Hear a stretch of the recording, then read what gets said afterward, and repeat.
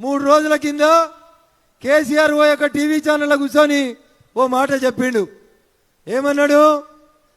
0 లేదా 1 సీట్ వస్తుందో అని చెప్పిండు.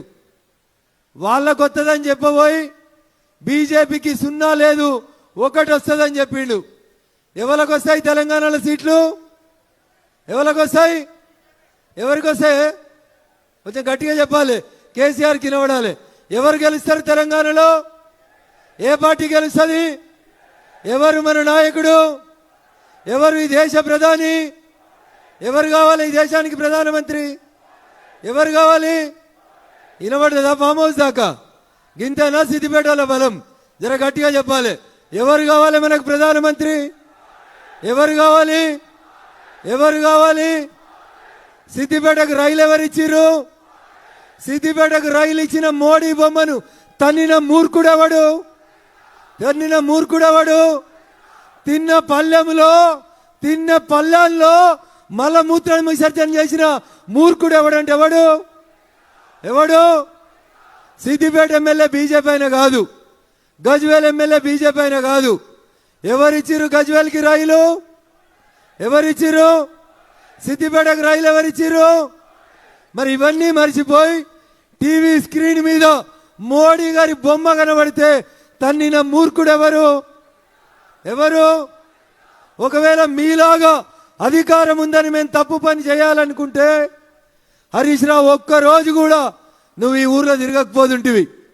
అయినా మేము ఏ రోజు కూడా ప్రజాస్వామ్య స్ఫూర్తికి భిన్నంగా పనిచేయలేదు. ఒకవేళ హరీష్ రావు మీద సిద్దిపేట వాళ్ళకు ప్రేమ ఉంటే మొన్న 2023లో నవంబర్ డిసెంబర్లో రిజల్ట్ వచ్చినప్పుడు కాంగ్రెస్ పార్టీకి ఒక ఆయన పోటీ చేసిండు, పూజల హరికృష్ణ అని. 20,000 రాలే తమ్మునికి, ఓడిపోయిండు పాపం.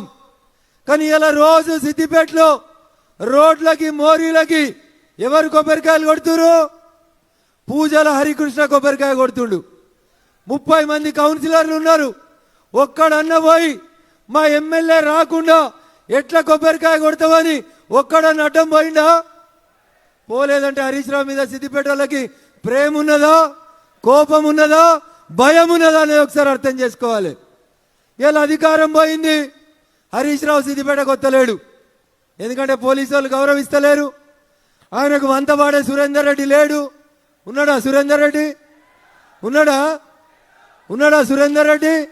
హరీష్ రావు అడుగులకి మడుగులెత్తే పోలీసు వాళ్ళు ఉన్నారా? ఇప్పుడు ఉన్నారా?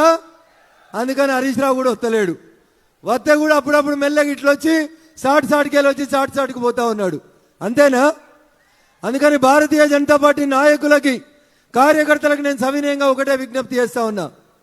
సిద్దిపేట భయంలోంచి బయటికి వచ్చింది.